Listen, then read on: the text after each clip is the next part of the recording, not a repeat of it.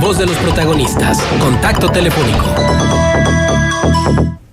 Y le damos la bienvenida a Salvador Alcocer, gerente regional de Manpower, quien informa del panorama laboral y la productividad en la laguna. A propósito de la pregunta de hoy, ¿a qué atribuye usted el estancamiento de la productividad laboral en el país? Y antes de pasar a la entrevista, nada más dos datos que son muy reveladores de la situación que estamos viviendo en materia laboral.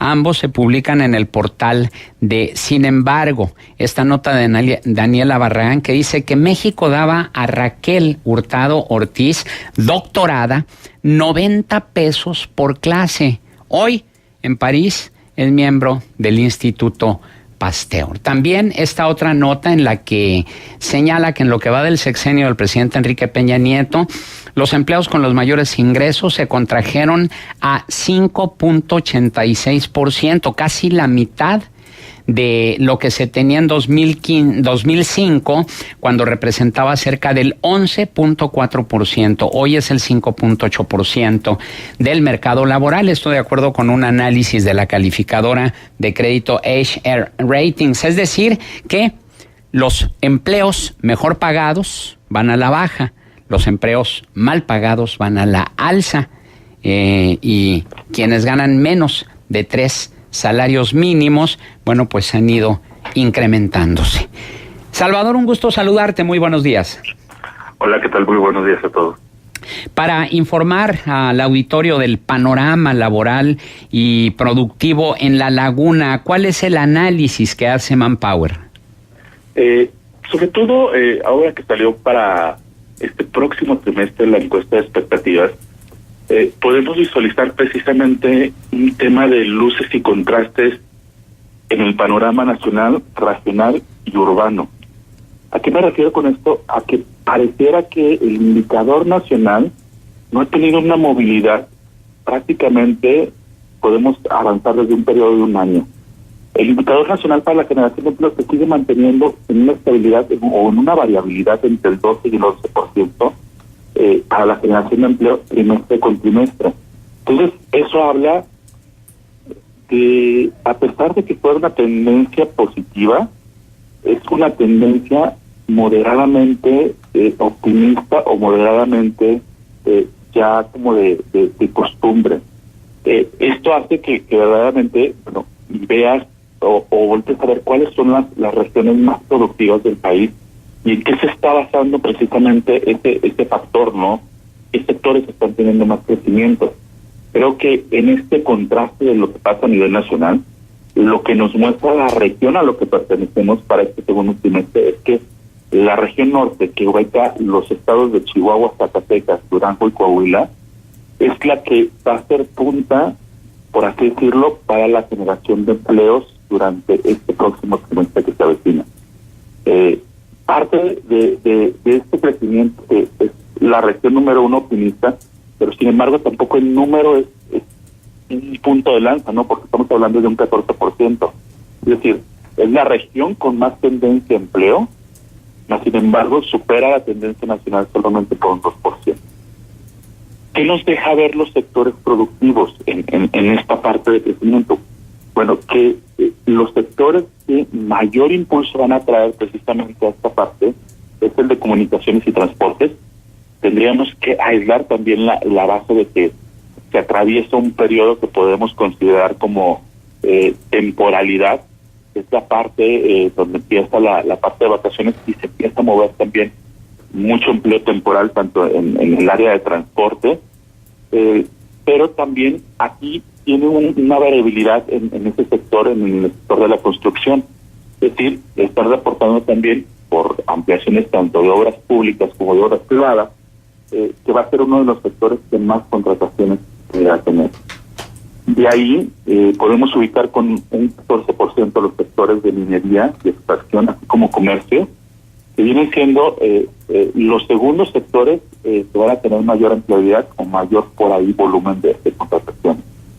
Le seguiría manufactura con un 12, servicios con un 9, y en el último lugar podríamos decir que muy poco optimistas el sector de agricultura, que solamente está reportando un 4% de tendencia a la alza.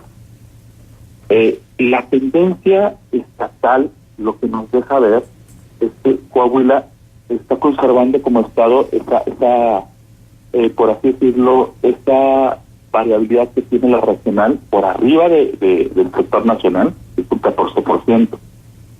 Creció, sí, 3 puntos más a comparativa del trimestre anterior y 3 puntos más en comparativa del mismo periodo del año anual. Entonces, habla, si bien no de números que pudiéramos hablar como en épocas, por así decirlo, de bonanza, donde teníamos un 20%, 18, 24%, de un sector que se maneja muy, muy, muy conservador, pero va teniendo sus altas. Creo que lo interesante de la estadística que muestra las expectativas que tienen las empresas para contratar tienen los netos urbanos. Ahí cambia un poco la realidad cuando hablamos ya de las estadísticas urbanas, porque entonces nos encontramos que una ciudad como Saltillo, se están viendo precisamente cuestiones como ampliaciones de naves, mucho crecimiento también en la parte del sector automotriz, en la parte que tiene que ver con la parte de logística, de servicios y todo esto, está reportando una tendencia de 20% como ciudad urbana. Si lo vemos en comparativa, pues es un crecimiento muy, muy fuerte que está reportando, por ejemplo, Saltillo para el segundo trimestre, porque en el trimestre anterior traía un 7% y en comparativa al anual traía un 5%. Entonces, son buenas noticias para la capital del país. Y para la región Laguna, que hay estos crecimientos también en el sector automotriz, en esta parte del clúster automotriz que está en la parte de Saltillo, Ramos Arizpe, Arteaga, beneficia en cierta forma también porque parte de la cuestión de los servicios y de la manufactura que también surge en esa parte y de la manufactura que también surge a otras partes de minería del estado de Durango y Chihuahua, tiene que ver también con el crecimiento que se está prospectando para Torreón. Torreón tiene un 20% en las expectativas de contratación para este próximo trimestre. 23% de los empleadores comenta que va a aumentar las plantillas, el 3% reducirlas y el 74% no va a hacer ningún cambio. Entonces, es una perspectiva que puede sonar alentadora para este próximo trimestre. Si lo ubicamos en el top urbano, en el top nacional, quien conserva las tendencias de mayor contratación en primer lugar es la ciudad de Mérida, que tiene un 22%.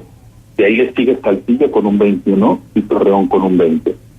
Después ya en cuarto lugar está Chihuahua, Querétaro y después Monterrey y San Luis con un ejemplo. Entonces, podemos ver que va a haber movilidad, mucha movilidad para la región Laguna. Aparte, por ejemplo, también la ciudad hermana de Gómez Palacio, con estos anuncios de los parques industriales de las empresas que se van a instalar, bueno, tienen esta perspectiva de lo que se está generando con el empleo. Hablando de este tema de productividad, pues lo interesante sería ver las dos posturas, ¿no? Si para el aumento verdaderamente del empleo que están considerando los empleadores, tenemos el personal que va a ocupar esos puestos a medida de las necesidades de las empresas. Y la otra parte, ¿no? Si también el sistema de compensaciones que se va a ofrecer es el justo o es el equitativo a las actividades que hoy en día la Laguna va a producir por la cobertura de los servicios y la cobertura de la tendencia que se puede tener con este empleo a la alza. Estamos charlando con Salvador Alcocer, gerente regional de Manpower. Salvador, de acuerdo con el Índice Global de Productividad Laboral de la Economía, México en los últimos años ha crecido el número de horas que trabajan los mexicanos sin que esto se traduzca en un incremento económico sustancial, esto a nivel nacional. A nivel regional, ¿cuál es el panorama? A nivel regional, mira, es una tendencia que sigue precisamente la parte nacional y global. Tiene que ver con varias características, si bien tenemos que ver los sectores de la industria y las empresas están siendo competitivas en ofrecer un plan de compensación que verdaderamente empate con las necesidades del sector que se está teniendo, ¿no? Creemos, o la tendencia que nos deja ver es que la Laguna tiene una media de salarios que no se parece o que tiene una gran diferencia en cuanto a las zonas urbanas, pero sin embargo, a comparación de las regiones del sur del país, tiene una perspectiva un poco mejor. ¿Qué está pasando también con esta perspectiva de productividad? Que las actividades básicas de las empresas o del sector productivo han crecido bastante. Al ir transformando los modelos de negocio, muchas de ellas, una estadística precisamente de un estudio que nos mostraba cómo ha venido revolucionando también la parte de la tecnología. Esto indica que el 49% de las empresas están automatizando los procesos que antes no podían o que necesitaban mucha mano de obra. Entonces, esta parte de automatización, esta parte de digitalización hace que las actividades comunes, al decrecer por esta parte, sean pagadas en una condicionante no tan buena como lo que nosotros esperaríamos. Uh-huh.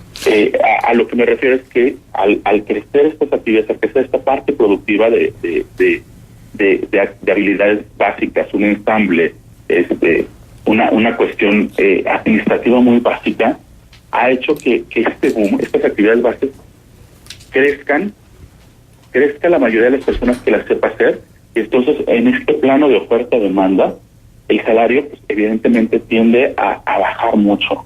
Uh-huh. Tiende a ser una variante, una compresión de decir, es una actividad que hoy en día cualquiera puede hacer, por lo que no presenta un valor tan fuerte, un valor agregado. Claro. Y sin embargo, si lo comparamos con una pirámide, los puestos que están más especializados, sepan hacer verdaderamente las partes a lo mejor de controles, de operación, de programación, de gestión, de toma de decisiones, verdaderamente son muy pocas las posiciones que se están otorgando en este rubro, y como son tan especializadas, pues hay una diferencia también o una brecha salarial tremenda entre esas posiciones que están en la cúspide y las posiciones que están en la base. Uh-huh.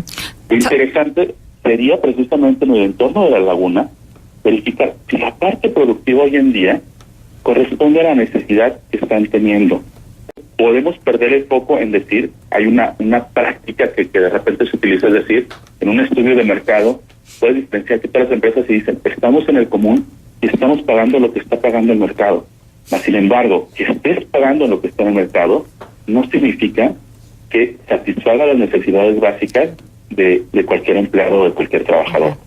Más sobre todo porque hoy en día hay gastos que se tienen que realizar, créditos que se otorgan como de vivienda, que pareciera que al restárselos el poder adquisitivo que hoy en día también las empresas están pagando por estar en ese común denominador de que estamos en salario de mercado, hace que esa posición verdaderamente se convierta a veces hasta en ganar un salario mínimo al libre a lo que te queda, y verdaderamente viendo los precios de la canasta básica, con ese salario mínimo es imposible también mantener una familia y sobrevivir. Entonces, es esa perspectiva en la que se tiene que trabajar en la parte de laguna, un sistema de compensaciones que pueda ser verdaderamente beneficio para los empleados. Salvador, buenos días, te saluda Marcela Pámanes. Fíjate que Luis Alfredo Medina me envió apenas estos días su colaboración en un diario local, en Milenio, y habla precisamente a propósito del Día Internacional de la Mujer, de las condiciones en las que se encuentra en este momento la laguna. Son muchos números y yo sé que luego escuchar los números es una danza y a veces no terminamos de asimilarlos, pero a ver si podemos resaltar la relevancia de estas cifras. Bueno, en la laguna hay poco más de 836,000 personas mayores de 15 años que pudieran constituirse como la población económicamente activa. Sin embargo, de estos 836,000, solo 535,000, o sea, vamos a ponerle 500,000 de personas, está más o menos considerada ahí en ese rubro de la PEA. Y 300,000 están en edad, en condiciones, pero no pueden trabajar por alguna restricción. Son estudiantes, amas de casa, pensionados, etcétera. Bueno, de este último segmento hay un dato que resalta, ya que de esos poco más de 300,000 laguneros económicamente no activos, 224,000 son mujeres. Es decir, 7 de cada 10. y la gran mayoría de ellas permanece inactivas en la economía porque están atendiendo los quehaceres diarios en el hogar, por lo que existen casi 180,000 amas de casa de tiempo completo a las que paradójicamente no se les considera como activas en la economía. Y cuando hablamos de los salarios que reciben aquellas que pueden conseguir un empleo, las cosas se ponen más difíciles, ya que 6 de cada 10 mujeres que trabajan reciben como máximo 5,280 pesos mensuales, mientras que los hombres, solo 4 de cada 10 accede a este sueldo. Parece que lo que se pone en evidencia es pues el rezago tan importante que hay en función de integrar a población que no está integrada a la economía, a la productividad, desde afuera de sus hogares, porque vamos y ahora ya, por ejemplo, en los juicios de divorcio se considera mucho la compensación de la mujer que se quedó en casa, se hizo cargo de los hijos y ayudó a que el hombre se quitara un pendiente para que fuera más productivo. Entonces, en este reconocimiento me parece que pues hay un avance y un logro que todavía pareciera chiquito, pero lo hay. Sí, y fíjate que precisamente hablando de este tema de inclusión, Master, te comparto, ¿no? Una estadística precisamente de un estudio que acabamos de realizar en Manpower en dos temas, tanto de pasos para la inclusión consciente y acerca de las mujeres. Hablaba precisamente de un factor, no esta estadística que estás comentando. Esta estadística lo que hace comentar es que se preveía todavía el año pasado que iba a tardar 10 años en México exclusivamente alcanzar un modelo de equidad de género completamente incluyente. Los resultados que salen de este año es que en lugar de avanzar, nos retrasamos 5 años más. Y te voy a decir también que hay muchos factores que tienen que ver con este modelo de empleabilidad, es que la resistencia que se puede meter a modelos nuevos de negocio, tanto para la parte productiva del país como para la parte productiva de empleo, está siendo vital. ¿Qué es lo que vemos en un panorama? Que verdaderamente las mujeres siguen siendo segregadas en esta parte de cierto tipo de trabajos. Trabajo doméstico, trabajo educacional, trabajo administrativo. Y verdaderamente cuando ves también los estudios de tendencia y hacia dónde van las empresas, hacia dónde van los mercados, estas son las actividades que van a desaparecer y que están desapareciendo. ¿Por qué? Porque vienen modelos precisamente digitales que se pueden automatizar y que las empresas los están sacando. Estamos hablando, o yo escuchaba ahora precisamente con el torno del Día Internacional de la Mujer, muchas de las cosas que se están haciendo hoy en día del presente para prever cuestiones que se vienen arrastrando del pasado, pero pareciera que entonces no nos estamos enfocando a labores del futuro para prevenir verdaderamente que haya estas estadísticas tan alarmantes hoy en día en el país y que en lugar de estar avanzando podamos ir retrocediendo. Eso es lo que vienen todas las empresas, 3 rubros: robótica, ingeniería y tecnologías de la información. ¿Cuántas mujeres programadoras hay hoy en día en la laguna? ¿Cuántas mujeres especializadas en robótica, que es lo que ya están implementando las empresas en cuestión de automatización de sistemas productivos, hay hoy en día en la laguna? Y sobre todo, que les permitan tener también esta parte de flexibilidad como para integrarse. La parte de cuestionamiento no es solamente a una parte de acción personal, ¿no? Y de acción empresarial, sino decir a las universidades, y no solamente se va a convertir, en un problema para la mujer, porque hoy en día también hombres que no estén preparados en estas tendencias que están surgiendo en robótica, en ingeniería, en IT, van a caer también segregados. Y esto se va a convertir verdaderamente en un cuello de botella. Entonces, es voltear para ver, universidades están promoviendo las tendencias que vienen, no lo que hay ahorita actualmente, a las familias, a los padres de familia, qué tan estamos desligando e integrando a las mujeres y a los jóvenes a actividades productivas que tengan que ver más con habilidades mecánicas, con habilidades técnicas, con la orientación que podamos decir, hey, si estás viendo que todo viene digital, si estás viendo que todo viene automatizado, ¿por qué estudiar todavía a lo mejor una carrera que está a punto de desaparecer en los próximos 5 años? Entonces, se convierte también en esta parte, ¿no? Y podemos seguir hablando de que precisamente esta lucha pujante que hoy en día tiene la mujer en el empoderamiento es verdaderamente porque tiene una presión o una triple amenaza que todavía mantenerse, y esa triple amenaza verdaderamente la tiene, ¿no? La tiene en que las empresas se van a seguir especializando. Y hoy en día, si sus jefes y sus coaches y ella no tienen la visibilidad para ubicar hacia dónde va su empresa, se va a quedar segregada y evidentemente no se va a poder reincorporar al mundo del trabajo. Sí, lo entiendo, Salvador. Sin embargo, aquí podríamos tener una discusión y sería muy interesante poder hacerlo si realmente la elección de carrera va a tener que estar orientada por las condiciones del mercado y no por lo que tu voz interior, que eso se llama vocación, es la que te manda. Creo que el detalle también, y sin entrar en un punto de discusión, es que la evolución que hoy en día también están mostrando las carreras tienen que buscar hacer esa sinergia. Es decir, hoy en día las carreras y lo que piden las empresas se han transformado. Te pongo un detalle, ¿no? Alguien de recursos humanos, que podría ser también uno de los puestos en donde las mujeres tienen mayor presencia, ya no le basta una gestión de contable, por así decirlo, para elaborar nóminas, ¿no? Hoy en día, si tú te vas a cualquier empresa, te dicen, tienes que saber de políticas ambientales y de políticas que tienen que ver.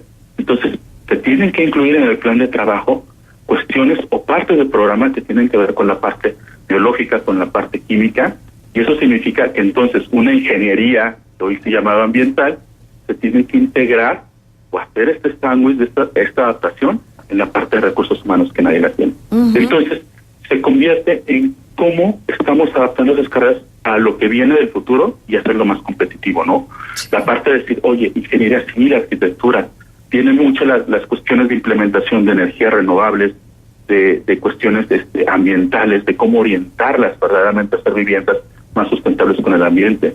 Eso significa que la carrera tiene que integrar cuestiones que a lo mejor están en otra carrera, que son cuestiones de energías renovables, cuestiones de medioambientales, y eso es todavía el problema, que si hoy en día vemos los programas educativos, no se están adaptando. Es decir, también esta parte educacional estamos haciendo que ese cuello de botella que venga a futuro, en esta orientación por vocación, no la estamos complementando. De 5 competencias que te están pidiendo hoy en día las empresas, estamos cumpliendo solamente con 2 o 3. Muy bien, Salvador Alcocer, gerente regional de Manpower, nuestro agradecimiento por tu participación, y ya habrá oportunidad de abundar un poco más sobre este estudio de Manpower en relación a la situación laboral de las mujeres en nuestra región. Muchísimas gracias por la invitación.